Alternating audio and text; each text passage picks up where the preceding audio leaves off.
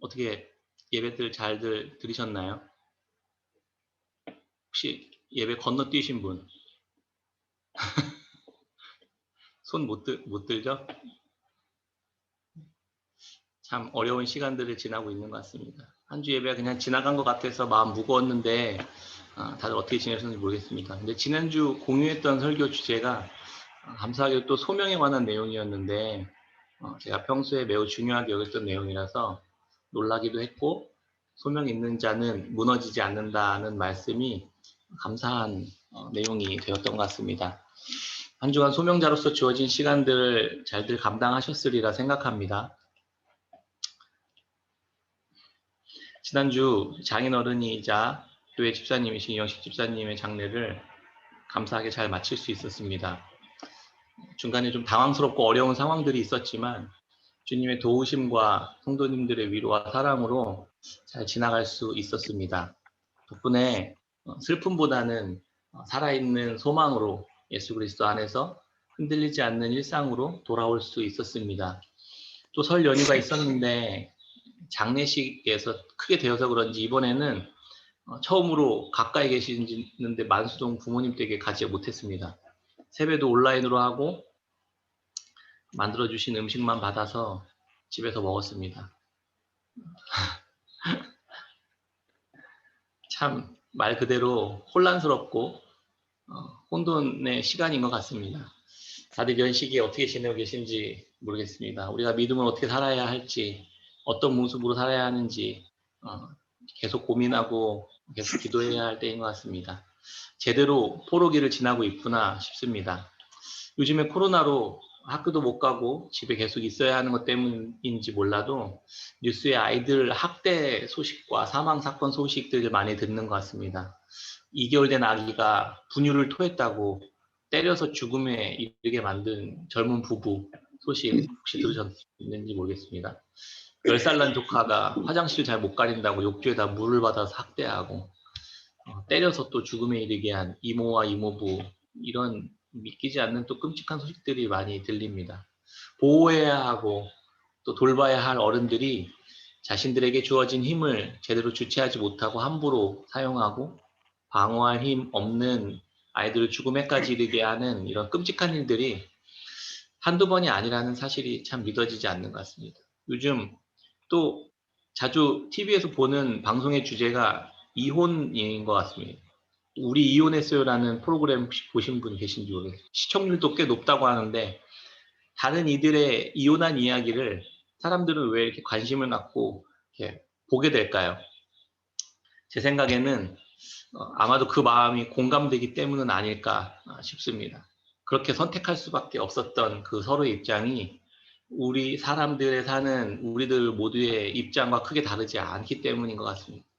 이혼 후에 다시 만나서 조심스러워하면서 대화하는 모습을 보면서 왜 그 전에 미리 그렇게 좀 서로를 향해 조심하고 이렇게 좀 주의하지 못했었나 싶기도 하는 그 시청자로서의 안타까움과 아쉬움들을 바라보면서 저도 이렇게 잠깐 봤는데 다시 잘 되면 좋겠다 이런 바람을 가져보는 것도 또 재미가 있었던 것 같기도 합니다. 우리들의 삶에 있어서 이런 문제를 일으키는 대부분의 이유는 관계를 제대로 맺지 못하기 때문입니다. 자기 자신과의 관계에도 문제가 있어서 그렇게 문제가 자기 자신으로부터 시작되고 그 문제가 다른 이들과의 관계까지 영향을 계속해서 미칩니다. 자기와의 관계가 깨어지고 왜곡되고 다른 이들과의 관계까지 망가뜨리는 그런 비극이 우리 사회에서 계속해서 일어나고 있는 것입니다. 모든 사람들이 바른 관계를 맺는 것, 사랑의 관계를 맺을 수 없는 것이 우리들의 문제이고 우리 모두의 어려움입니다. 하나님은 우리가 이런 비극에서 벗어나게 하시기 위해서 말씀을 주셨습니다. 단순히 우리들만의 문제가 아닌 모든 사람들이 다 가지고 있는 본질적이고 이 근원적인 문제이기 때문에 말씀으로 우리에게 이 문제를 해결할 소식을 주신 것이 바로 복음인 것입니다. 복음은 과연 정말로 우리들의 이러한 문제의 핵심인 관계로 인한 깨어짐들의 문제를 정말 해결해 줄 수 있을까 한번 생각해 보면 좋겠습니다. 이 문제의 시작은 창세기로 거슬러 올라가야 합니다. 아담과 하와는 하나님께서 만든 에덴에서 세상을 다스리고 통치해야 할 임무를 맡았습니다. 그래서 원래 온 세상을 창조하신 성부, 성자, 성령 삼위 하나님과 함께 하나님의 온전한 그 사랑과 깨어지지 않는 그 신뢰와 영원히 그 사랑 가운데 하나 된 그 사랑 안에 거하며 더불어 살도록 지음받은 것이 인간이었습니다.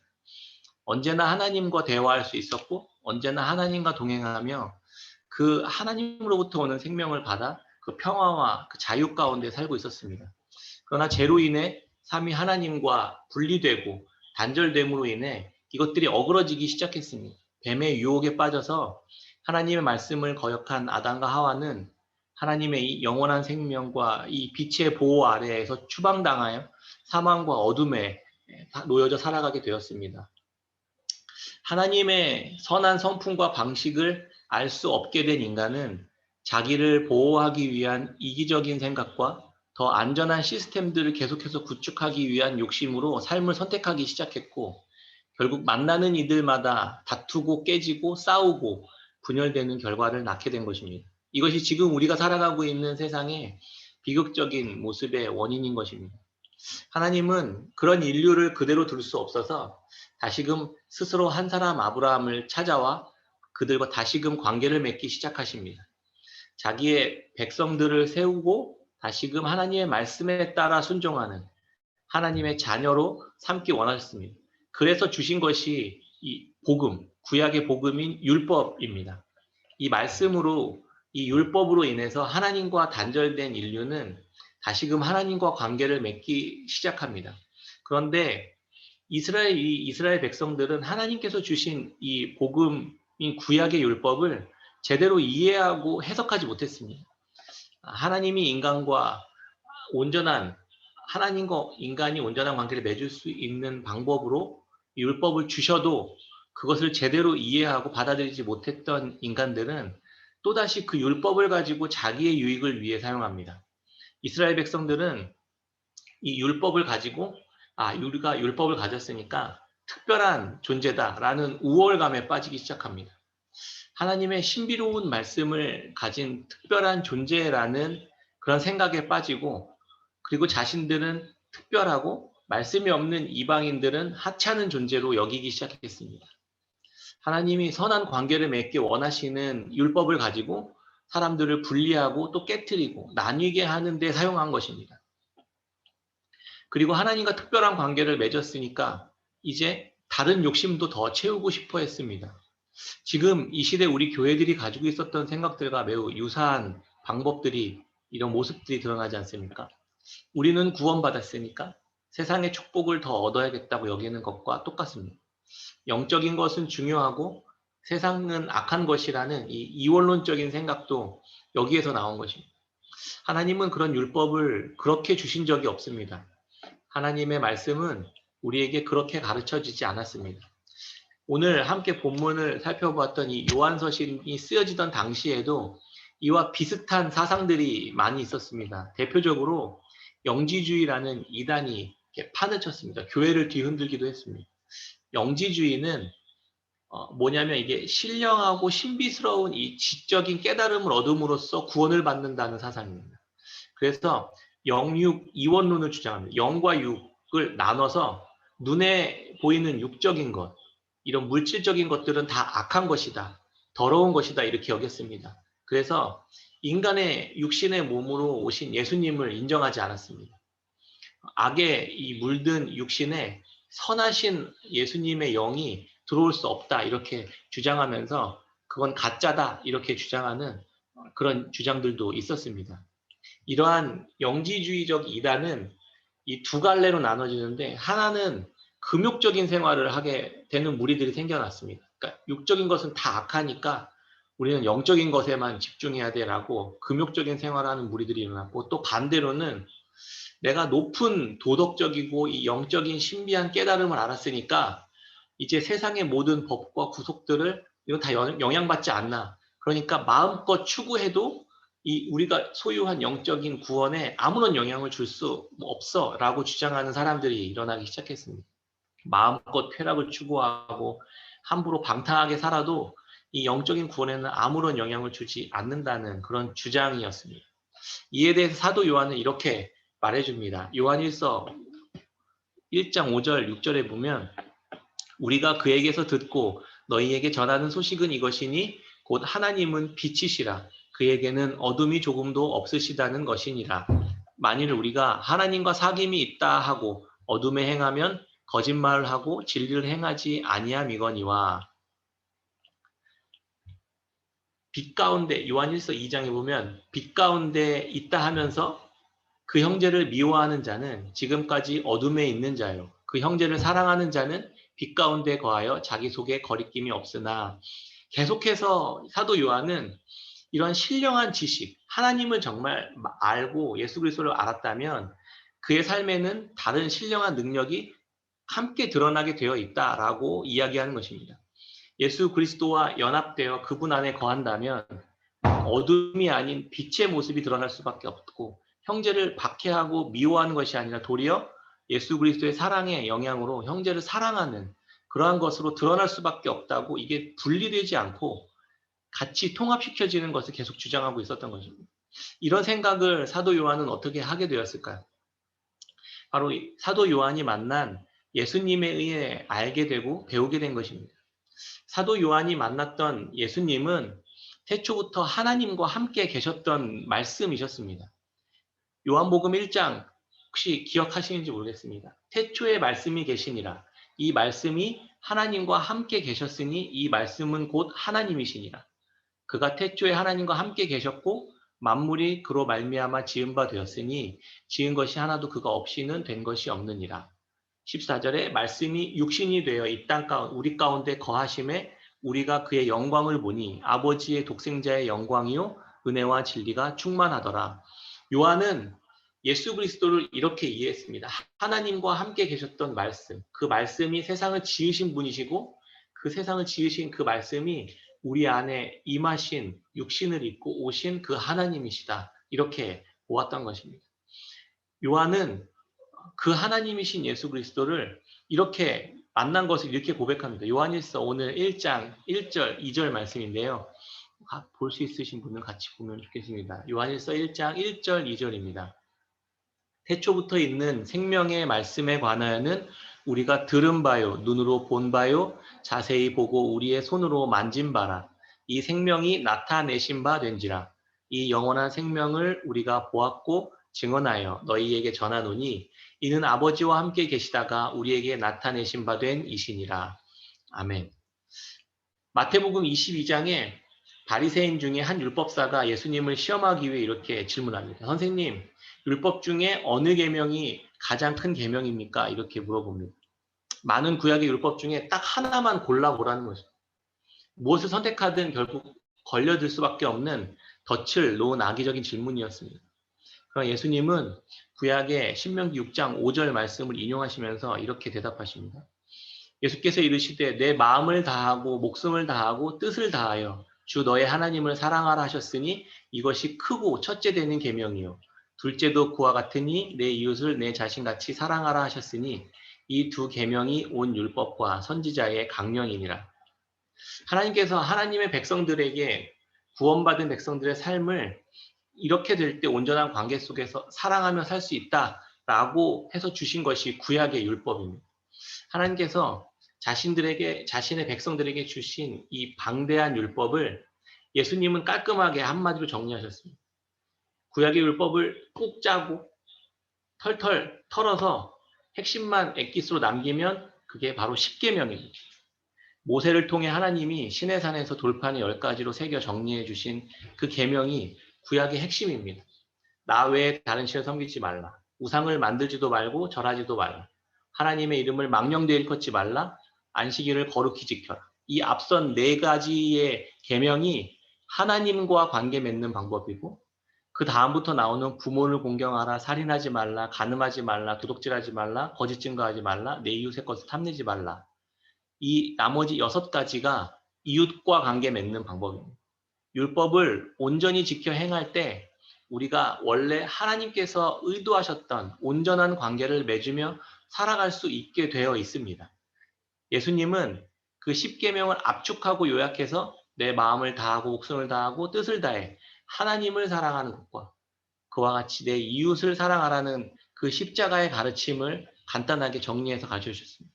수직적인 하나님의 사랑과 수평적인 이웃 사랑이 온 율법과 선지자들이 가르치고 전했던 율법에 담긴 복음의 요약이라는 거죠. 그런데 이 사실을 이스라엘 백성들은 도저히 이해하지 못했습니다. 그저 율법을 그냥 지키기만 하면 그 더 큰 세상적인 복을 얻을 수 있는 그 마법의 책처럼 여겼습니다. 도무지 율법에 대해 이해하지 못했던 이들을 위해서 하나님은 그의 아들을 보내시고 그 의미와 뜻을 알려주셨던 것입니다. 예수 그리스도께서 정리한 이 복음의 의미를 한 번에 더 압축적인 사건으로 보여주셨던 것이 바로 십자가 사건이었던 것입니다. 하나님을 사랑하는 사랑으로 이웃을 사랑하신 예수님은 하나님의 말씀에 온전히 순종하심으로 이 땅에 오셨고 십자가에서 죄인을 대신해 죽으신 것입니다. 그래서 십자가에서 이 방대한 구약의 율법을 온전히 이루어내실 수 있으셨던 것입니다. 하나님 사랑은 이웃 사랑으로 이어지고 십자가를 지는 방식으로 그 사랑은 드러날 수밖에 없다는 것을 친히 몸소 보여주셨던 것입니다. 더 압축하고 더 요약하자면 하나님의 사랑인 것입니다. 율법은 그래서 하나님의 사랑으로 드러나게 되어 있습니다. 하나님의 사랑을 예수님께서 이 땅에 오셔서 보여주신 십자가의 사랑을 통해서 알게 되기 전까지는 아무도 하나님의 마음을 제대로 이해할 수 없었던 것입니다. 그래서 성경은 계속해서 그분 예수 그리스도에 대해서 알아라, 배워가라 이렇게 이야기합니다. 베드로는 베드로 후서에서 그의 마지막 유언과 같은 말을 이렇게 남깁니다. 베드로 사도가 마지막 남긴 당부의 편지가 베드로 후서인데 거기에 남긴 메시지는 그리스도를 계속해서 알아가라는 것입니다. 1장에도 똑같은 이야기가 있고 베드로후서 3장에도 이렇게 이야기합니다. 오직 우리 주 곧 구주 예수 그리스도의 은혜와 그를 아는 지식에서 자라가라. 영광이 이제와 영원한 날까지 그에게 있을지어다. 하나님이 어떤 분이신지 하나님과 교제를 맺기 위해서는 하나님을 알아야 되는데 그리스도가 누구신지 하나님이 누구신지를 알아야만 하는 것입니다. 그리스도를 통해서만 하나님을 알 수밖에 없는 것입니다. 베드로는 그래서 예수 그리스도를 아는 지식에서 계속해서 너희들이 자라갔으면 좋겠다. 자기가 이제 죽음에 이를 때 마지막 남긴 유언이에요. 계속해서 그리스도를 알아가라. 그분을 통해서 하나님을 알아가라. 이렇게 이야기하는 것입니다. 구원은 예수님을 한번 믿고 고백하고 그냥 끝나는 게 아닙니다. 생명과 경건에 속한 모든 것을 가진 이 교회가 세상의 유혹 앞에서 흔들리거나 타협하거나 중간에 약속의 길에서 벗어나는 일이 일어나지 않도록 계속해서 붙드는 것이 중요합니다. 그러기 위해서는 계속해서 예수님을 깊이 알아가는 것이 그런 과정들이 필요한 것입니다. 복음은 어떤 완성된 무언가를 얻고 끝나는 그냥 일회적인 사건이 아닙니다. 바울은 이 신칭의를 강조하면서 어둠과 사망에 있었던 우리들을 건지셔서 빛과 생명의 나라로 옮기신 이 극적인 반전을 이야기하고 계속해서 강조해서 구원을 일회적인 사건으로 우리가 자꾸 오해했습니다. 그런데 바울도 그것만 강조하지 않았습니다. 그와 함께 성화의 과정을 계속해서 강조하면서 그리스도의 의를 우리 안에 온전히 이루어가는 것을 함께 가르쳐 주었습니다. 예수 믿어서 천국에 가는 복음만 쉽게 얻으려고 했지 계속해서 우리가 자라가고 이루어가는 것에는 지금까지 한국교회가 관심이 없었던 것이 사실입니다. 이 구원의 과정을 설명하는 더 적절한 표현이 그래서 생명에 비유하는 것입니다. 그래서 야고보, 베드로, 요한은 이 사도들은 계속해서 이 구원의 과정을 생명에 비유합니다. 야고보는 우리를 말씀에 의해 태어난 생명과 같은 존재다라고 이야기했습니다. 우리를 하나님이 말씀으로 낳으셨다 이렇게 말했습니다. 베드로는 우리가 새롭게 된 것이 썩지 않을 씨로 거듭난 존재가 되었다 이렇게 표현합니다. 베드로전서 2장에 보면 갓난 아기들 같이 순전하고 신령한 젖을 계속해서 사모해라 이렇게 가르칩니다. 하늘에 속한 새로운 생명으로 태어난 존재는 이제 하늘에 속한 신령하고 거룩하고 깨끗한 말씀으로 계속해서 성장하고 자라가야 할 일이 남아있다라는 것을 말해주고 있는 것입니다. 그런데 우리 교회의 모습은 지금까지 어땠습니까? 세상의 방식, 가치, 추구, 욕망들이 말씀과 함께 뒤엉켜서 섞여서 우리가 계속 그런 섞이고 더러워지고 타락한 말씀들을 계속해서 함께 먹었던 것입니다. 그 결과 제대로 된 성숙한 하나님 나라의 백성들이 되어지지 못했습니다. 마치 갓난 아이에게 국어를 시키고 썩은 음식과 영양가 없는 음식과 더럽혀진 음식들을 계속 입에다 넣어주고 먹였던 것은 그런 모습을 계속 떠올리게 합니다. 대충 먹다 남은 음식을 아이에게 계속 먹이고 더러운 것을 그대로 있는 곰팡이 나고 썩은 음식들을 아이에게 계속 준다면 그 아이가 어떻게 되겠습니까? 그러니 당연히 교회는 영적으로 병들어가고 성도들의 삶은 복음을 알고 구원을 받았다고 하지만 계속 자라가지 못하고 늘 영적으로 굶주리고 기아 상태에 빠져버린 아이들처럼 그냥 존재했었던 것입니다. 요한은 교회에게 그리스도를 알아가는 그러한 방식을 이렇게 표현합니다. 요한일서 1장 3절에 우리가 보고 들은 바를 너희에게도 전함은 너희로 우리와 사귐이 있게 하려 함이니 우리의 사귐은 아버지와 그의 아들 예수 그리스도와 더불어 누림이라. 거짓 교사나 이단들의 그러한 속임수가 아니라 당당하게 사도인 우리들과 사귐을 갖자고 초대합니다. 곧바로 예수 그리스도를 이렇게 전하는 게 아니라 나와 교제하자 이렇게 말하는 것입니다. 어떻게 자신들이 예수 그리스도를 만났고 그 예수 그리스도와 교제하고 누리고 사귀고 기뻐하고 있었는지를 그렇게 당당히 소개하는 것입니다. 하나님과의 온전한 관계가 회복된 자들만이 할 수 있는 말입니다. 우리와 사귐을 갖자라고 얘기하는 것입니다. 예수 그리스도를 통해 하나님 예수 그리스도의 사랑의 교제 속에 이 사도 요한은 또 사도들은 충분히 누림을 가지고 있었던 것입니다. 그냥 예수님을 전하는 것이죠. 예수 믿고 복받아, 예수 믿고 천국 가 이렇게 이야기하지 않고 그리스도와 연합되어 누리고 있는 그 사귐의 공동체 안으로 초대하고 있었던 것입니다. 사도들의 중심에는 말씀이 육신이 되어 이 땅에 오신 생명의 주님이 함께 계셨던 것입니다. 이들은 오직 그리스도와 그분의 말씀을 통해 예수님과 성부 하나님과 사랑의 하나됨을 누리고 있었던 것입니다. 이미 하나님을 사랑하는 것이 무엇인지를 경험하고 그 하나님과 누리는 사귐을 통해 얻는 기쁨을 누리고 있었습니다. 이것이 우리와 사귐을 같이 함께 그 사귐을 나누자, 그 기쁨을 함께 누리자라고 초대하는 그 초대로 이웃 사랑으로 이어졌던 것입니다. 예수님을 만나고 그분 안에 들어가서 이렇게 보니까 하나님과 예수님, 예수 그리스도께서 어떻게 이 두 분이 사랑하셨는지를 볼 수 있게 되었던 것입니다.